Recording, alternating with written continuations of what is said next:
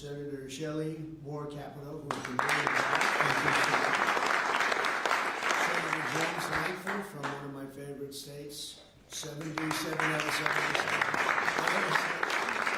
77 out of 77. Reagan was 56. That was the record. We got every one of them. Thank you, Jim.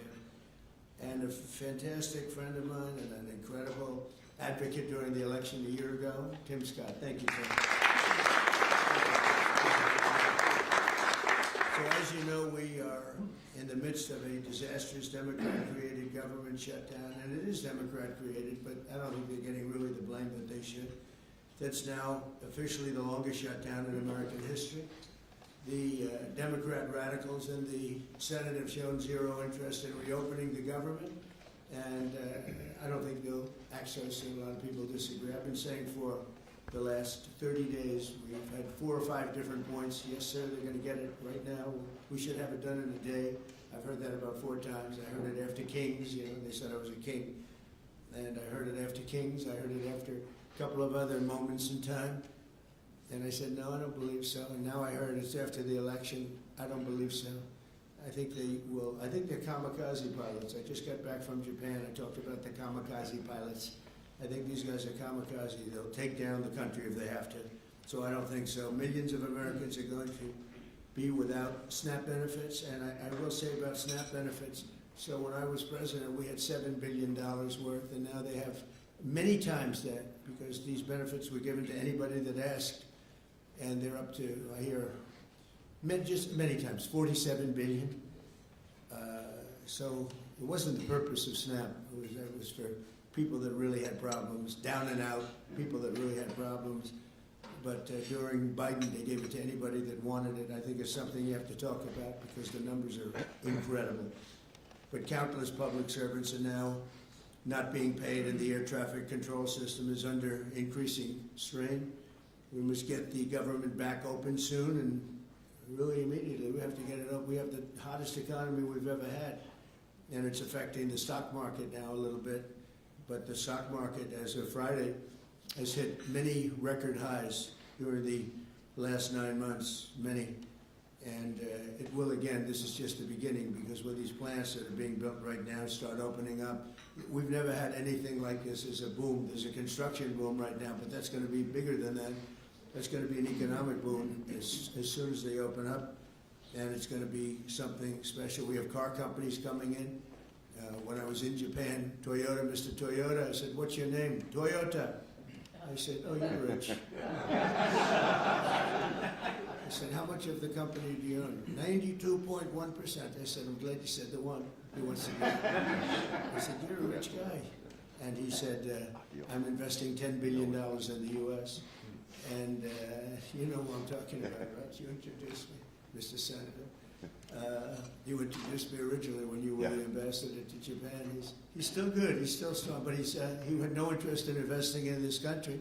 Now he's investing $10 billion as of 1 week ago in building new plants. We have auto plants coming in incredibly, but we have AI and all of them. And we can't be extorted to give $1.5 trillion to people that came into the country illegally, many from prisons, many drug dealers.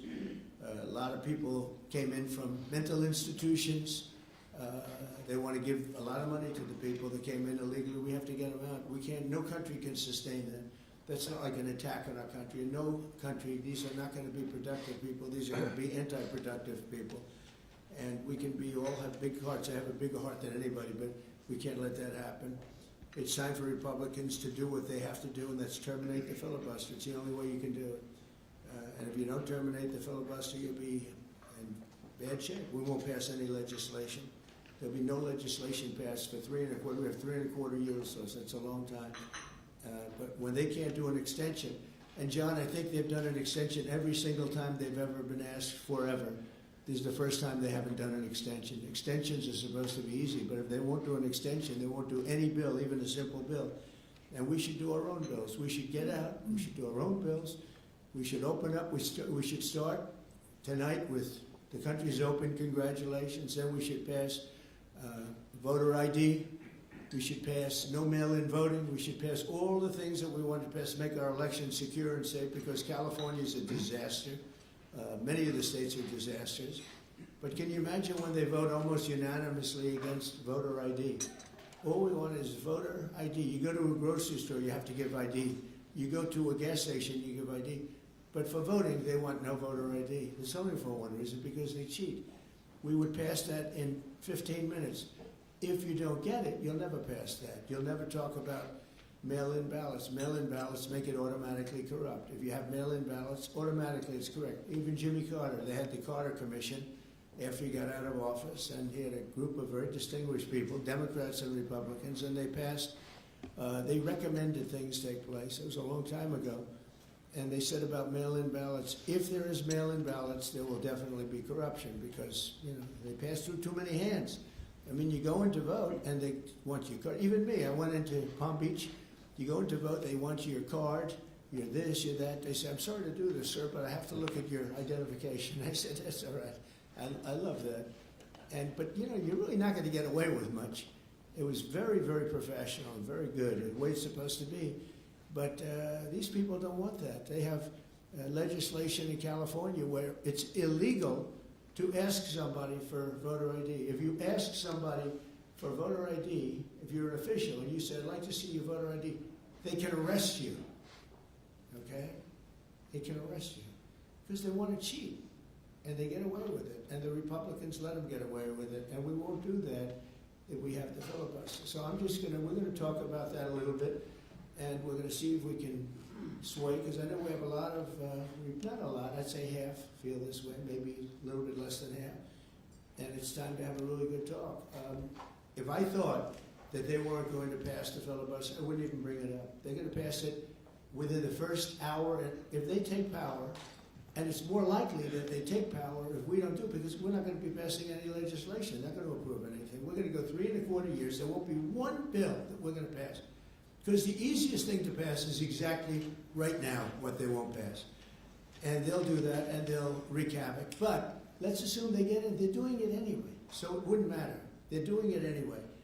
And, you know, I have a case where I have great U.S. attorneys that can't be approved because of the blue slips. The blue slips, I think you should terminate blue slips, too. It's a mental termination because it's really a custom.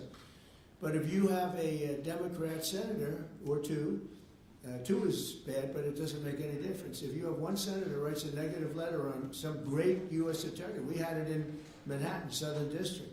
Jay Clayton, one of the most respected lawyers in the whole country, by far, one of the most respected, and couldn't get approved. The courts approved him. The courts couldn't believe it. They did it like instantly.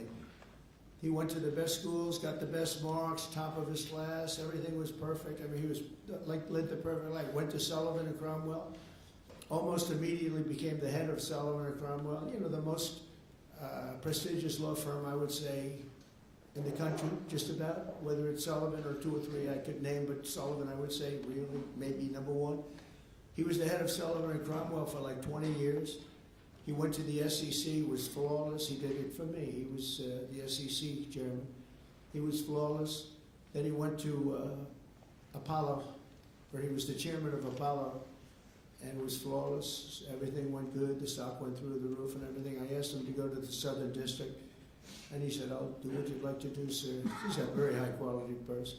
But he couldn't get approval from Schumer. Schumer didn't approve him. The best student, the best schools, everything. He's like flawless. And the courts actually said, you're not approving Jay Clayton, right, Lindsay? You heard this. The courts actually interceded, and they approved him. But that's an unusual guy. We have other people that are really good, but people don't know how to do it. Top students, top colleges, and they're U.S. attorneys, and they won't be approved. They're not going to be approved. We have one in Los Angeles who's phenomenal. No, the senators, the Democrats are, you know, again, they're kamikazes. The Democrats are not going to approve them. Blue slips are a disaster. So the only people I can get approved are Democrats. I was told that by the Democrats. We'll only approve Democrats. I said, really, is that right? Not going to work that way. Not going to work that way with me. But the blue slips are a total disaster. I have 10 people right now that are doing a phenomenal job, and they will be out of office pretty soon. They've got another 2-3 weeks, a couple of them, and then they're going to have to leave. And it's actually a blight on their record because, nobody knows why they left, but it looks like they served 8 weeks and then they had to leave. But they're not going to get the approval because the Democrat, radical left, lunatic senators are saying you can't, we're not going to approve you. And if we're not going to approve you, I had actually one Republican who got 2 great letters, but it turned out that he was a rhino, but that was a nice term for him. Now, he got 2 letters of approval, and when I said 2 Democrats approved him, I had to fire him because I figured if 2 Democrats approved him, they wrote the most beautiful letters. I found out, man, this is strange, and he was no good. I fired him. He was really not much of a Republican. The recommendation of that one wasn't such a good recommendation. Someday I'll tell you who recommended it, but it wasn't exactly the best. But when I saw 2, when I saw the 2 senators from Virginia gave him glowing marks, Tim, I said, let me see this. I read the most beautiful letters I've ever seen. I said, I called him up. I said, sorry, you're fired. Get the hell out of here. And but it's a horrible thing. Blue slips is a horrible thing because I have the right to pick judges and I have the right to pick U.S. attorneys, and this takes away the right from me. And I think we're going to go to court on it, and we'll see what happens in court. But it gives the president, it takes away the right of the president to pick people to serve on the court and to serve as U.S. attorneys, which is very important. But the biggest thing is the filibuster. We have to get the country going. We will pass legislation at levels you've never seen before, and it'll be impossible to beat us. By the way, if they do, they're going to do it anyway, and they are going to immediately do the filibuster. And when they do the filibuster, they're going to pack the court. They want at least 5 justices. Now I hear it's up to 5. I actually heard up to 7 and up to 9, okay? They want new judges. They want to pack the court, and they will do it in the first day, maybe the week. Maybe they'll slow it down because there's no reason to rush. But they'll do it first week. They'll vote on this. And I have friends over there that are Democrats. I'm close to a lot of people. And I asked them about that because some people say, well, maybe they won't do that. I mean, they destroyed the career of Manchin and Sinema, and they got them out. They were the only objectors. Nobody else is going to object. They're going to do it the first day. They're going to pack the court. They're going to make D.C. a state, and they're going to make Puerto Rico a state. So now they pick up 2 states. They pick up 4 senators, okay? You think you have problems? They're going to do all of the things. They're going to pick up electoral votes.